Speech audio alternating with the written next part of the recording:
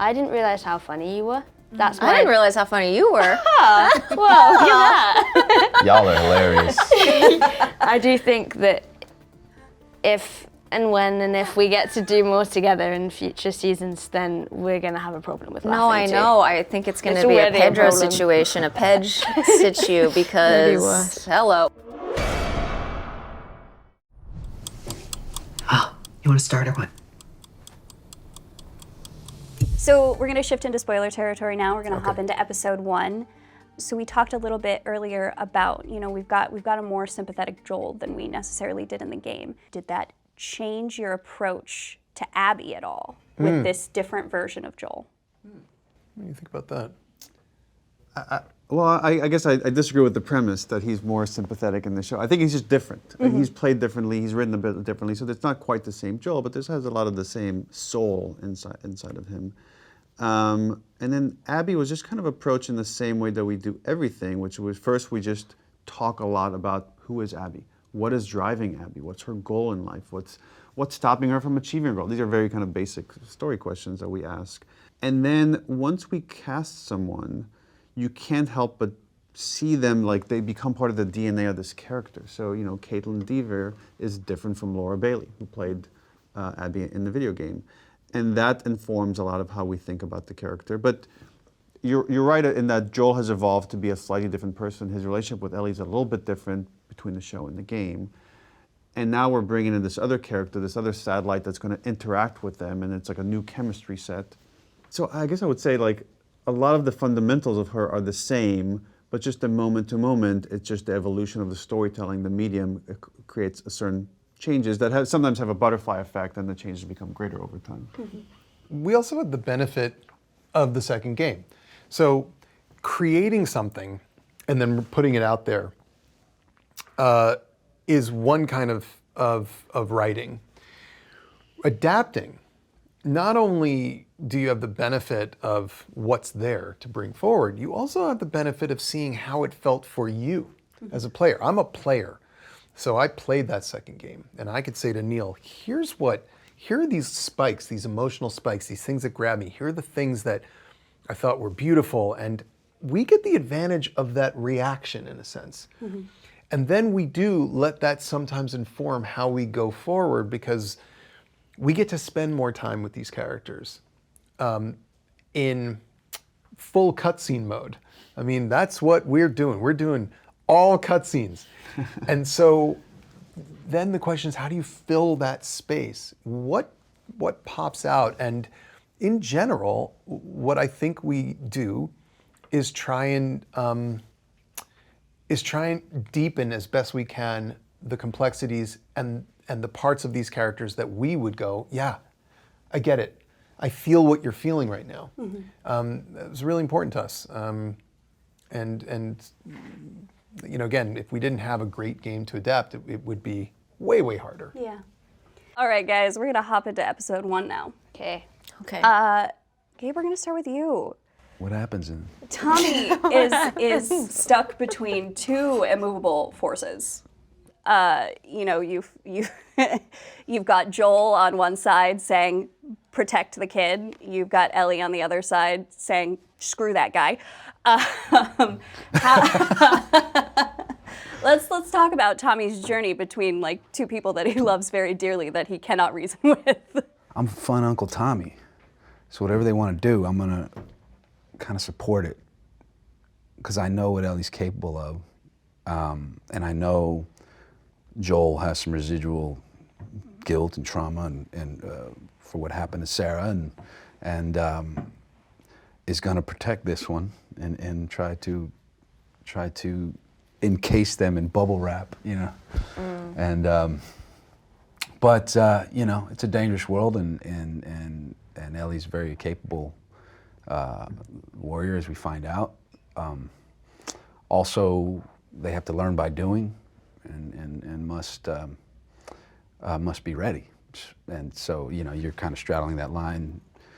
You do keep them safe, or let them be a person in this world that is very dangerous. And I'm a softie, I mean, Ellie plays me like a fiddle. and and it's like a C major. It's like just sweetest, most boring kind of key that you could play, and she doesn't even have to get jazzy with it. Can easily pluck whatever strings that Ellie needs to pluck to get me to do whatever they want. So yeah, that's I get to be fun Uncle Tommy, and I think I relish that role. Yeah, that's a great answer. Yeah. Mm-hmm. Yeah. What did you do? You swore. So, Bella, obviously you and Pedro are so close. You have such a tremendous relationship. In this first episode, you are not bros. We are not having a good relationship in this first episode. What was it like shifting that dynamic between the two of you? It was actually quite sad. We thought that it would be like, we have a bit of a problem with laughing on set when we're in a scene together. And there was, at times, that was like highly amplified because we were supposed to be like mad at each other. Like in that thing, the bit in episode 1 where he like pushes over the guy and like, I don't need your help, Joel. Oh, I couldn't look at him when we were doing that. It was, do you remember that? It was so bad. Anyway, so sometimes the sort of like darker dynamic between us made it even funnier for us as human beings. Other times it did just feel quite sad, like we were estranged. And but yeah, it was interesting to find the other like colours of their relationship, for sure. May I tell a quick short story? I'm going to avoid all the spoilers because it happens way later. But at some point, Kaitlyn is crying her eyes out in my arms, and and she doesn't hear Neil say cut, and so she's going and going and going for another almost I'd say like 30, 45 seconds, and I look over at you and Pedro just cracking up. Pedro is giggling, he's laughing, and then finally, I was letting her get it all out because I thought she was still in the scene. And finally, I'm like, Kaitlyn, they called cut. And she goes, oh, really? Oh, man. And then Pedro immediately hits the ground rolling, laughing. No joke, like literally on the ground laughing. You were keeping it together. It's pretty good. But that was usually your job. Yeah. Yeah, tell him that. He'll disagree with that, but I agree. I think you're the adult, for sure. Yeah. Pedro Wrangler. Yeah, exactly. Page Wrangler. So, Kaitlyn, everybody knows Abby as her rage. Mm-hmm. What else do you think they need to know about Abby going into this story? Yeah, I think she's so much more than her rage and anger. And I think that what's different about the show is that we're given a little bit more context to Abby when we first meet her. In the game, we meet her out of nowhere, and we're given no context and no backstory for Abby. And I think what's great about the show is that we are given that space to explore her emotion, and I think that emotion is, and that anger that you're talking about is driven by like immense grief, and what grief will sort of do to your brain. And yeah, I think that's what drives her is the loss that she's experiencing, and it's heartbreaking. That was another great answer, Kate. Oh. Positive reinforcement. Isabela, Young, both of you are brand new characters to the audience, those who haven't played the games.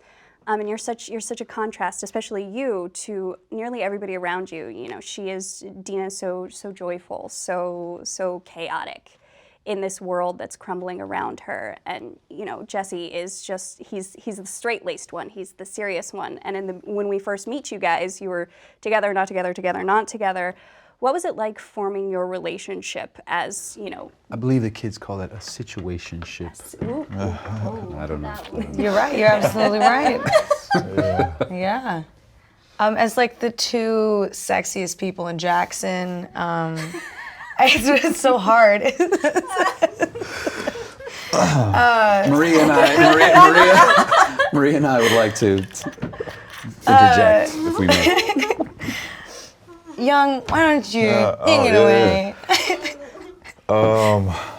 What was the question?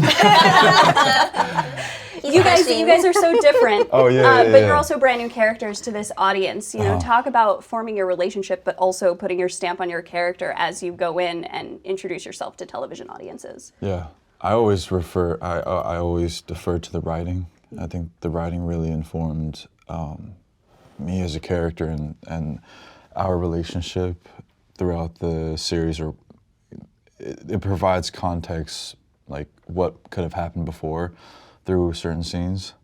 I think a lot of it comes down to Isabela's personality and her energy on set, which is so infectious. And I'm the type where in between setups and shots, I'll find like a dark corner to sit down and brood, or just Play guitar. Yeah, like get into my own thing. And then Isabela's like the life of the party, and just talking to this person, that person, and honestly, that's such a necessity, especially when set life gets a little difficult. If there's long days, long nights,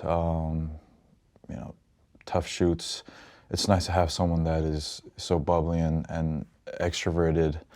So I thank you for that, because I didn't know you'd start talking about me. It's so sweet. Yeah. Thank you. And I think, as a character, Jesse kind of relishes that and admires that and is inspired by that, but perhaps he himself can't muster that kind of energy, and so he's drawn to that. He has so many responsibilities. Yeah, He's I was like thinking, the top guy, Yeah. He's got a lot of weight on his shoulders. I think he kind of likes it too, though.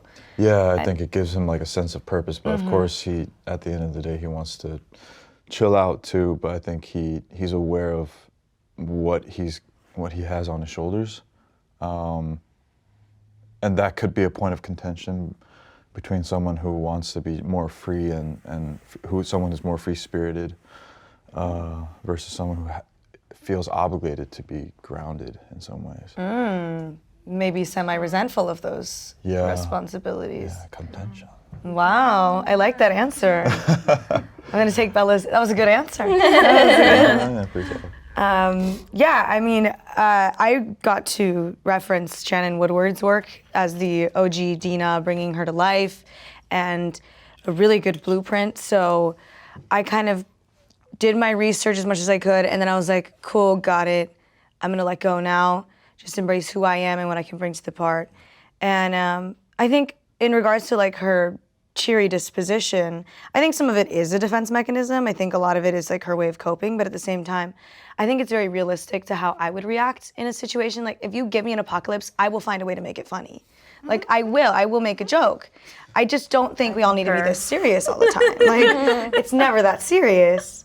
But then to watch Ellie's and Dina's relationship sort of like flourish, and like, they're already very close and they need each other in so many ways, and they're each other's, just perfect match in my opinion.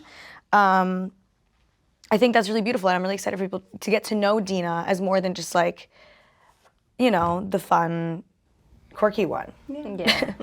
Because Craig did a great job, I think, of making everyone well-rounded. Yeah, For sure. definitely.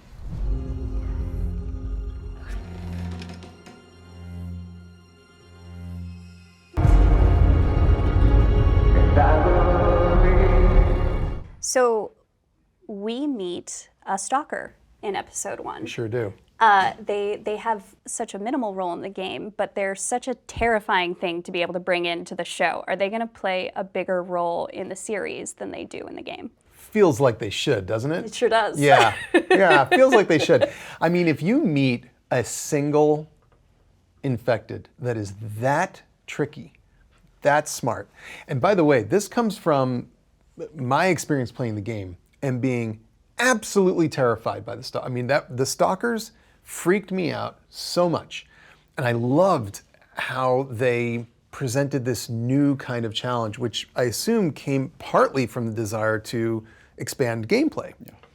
But what it did was it also had this pretty serious emotional impact on me. So as we travel from game to show, we go, well, let's focus in. And let's focus in on one of them. And if we are scared by one of them, well, do the math and see where this goes.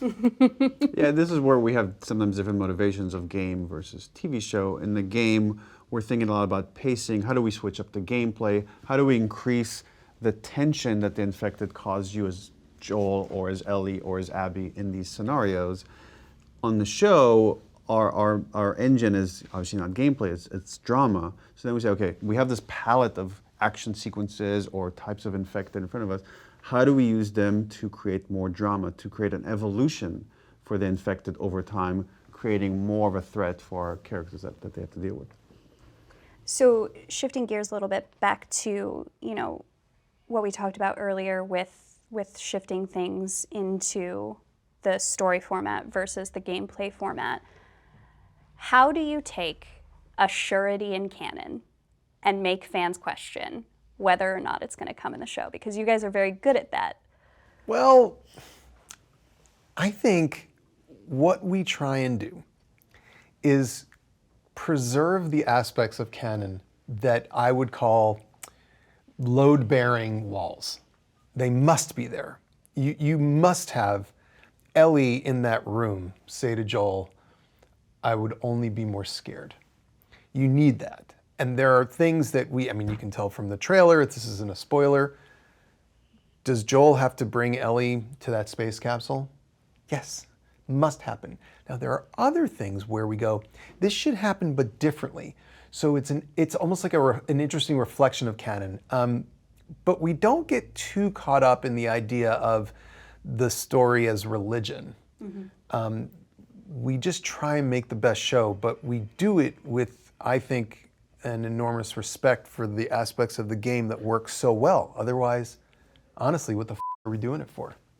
Yeah, if we're just trying to copy it one-to-one, you should question why are we even doing this? What's the point? Right. Because if we do that, it's going to be a lesser version in the game because it doesn't have interactivity. So you just kind of preserve the cutscenes and then create some filler. Mm-hmm. Versus we say, how do we make the best show possible? And that sometimes surprises are there, not because we're talking like, ooh, how do we surprise our fans? Certain changes are essential to adapting this. And then certain are just opportunistic, where it's like we might have an idea like, hey, we're now approaching this scene again or this sequence again. What are some new ideas we might have that we didn't think about, or we didn't have time to when we made the game?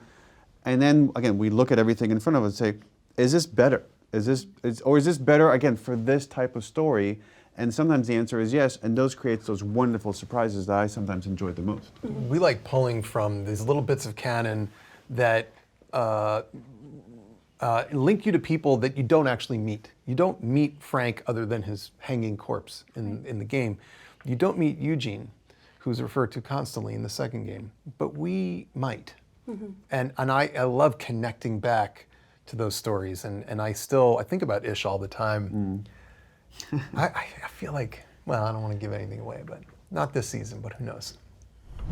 By the time the sun comes up tomorrow, there's a very good chance you'll be dead. So Young, you both of you brought up, he's sort of stuck in this role, and based on what we know from the games, he might find himself stuck in a new role that he was unaware was coming. Do you get to break out of your shell a little bit at any point, or are you just the straight-laced, serious fella? There's a moment where Jesse gets to, I guess, unload some of these deeper entrenched feelings that he hasn't necessarily talked about or revealed. But I think that comes out of this forced vulnerability upon learning about this new situation that happens to him with the worst possible timing. That suddenly catapults the urgency up to, really high levels. Yeah. Yeah. Gabe, when we first meet Tommy back in season 1, he's very much he's a member of the council, which we do see in episode 1, but he's one of the key leaders of the town.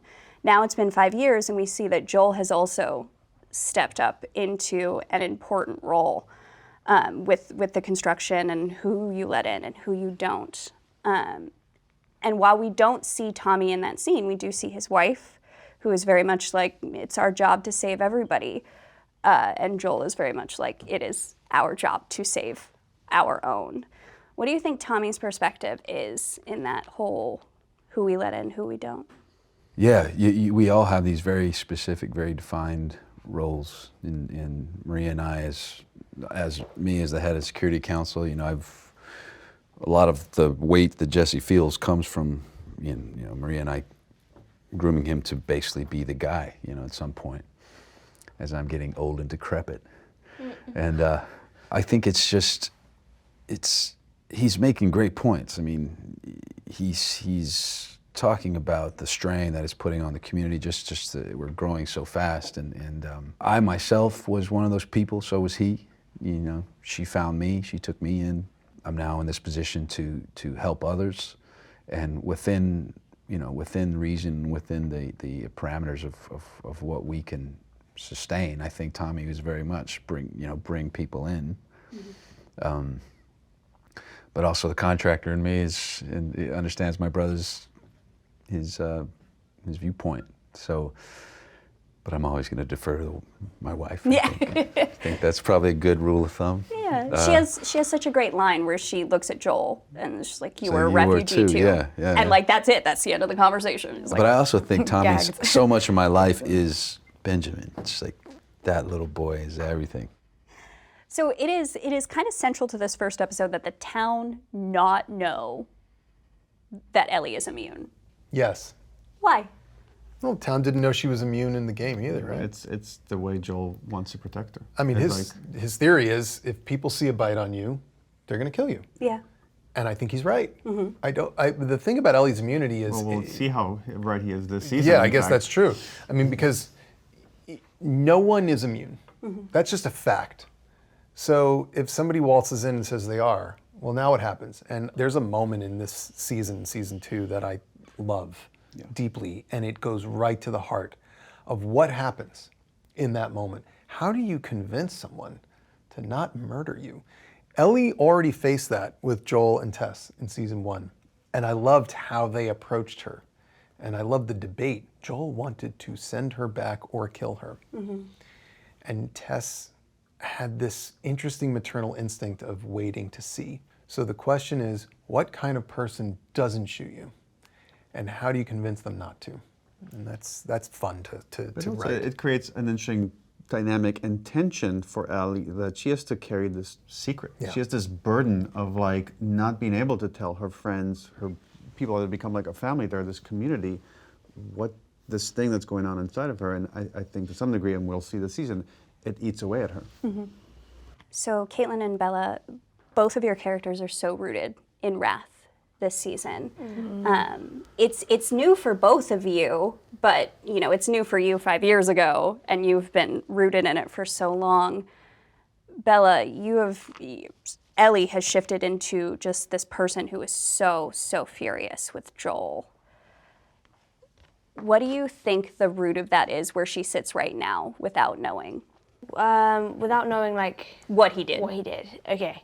I think that it's a tricky thing because she's growing up as a teenager in this world and it's so limiting anyway. And I think that she just feels so kind of claustrophobic under Joel's gaze and it's just it's the teenager thing of wanting to break away from your parents or parental figures, but it's so amplified by this fear that she's had in the back of her head this whole time that maybe he lied to her, we see at the end of season 1. So I think it's just such a combination of things. I think she just is desperate to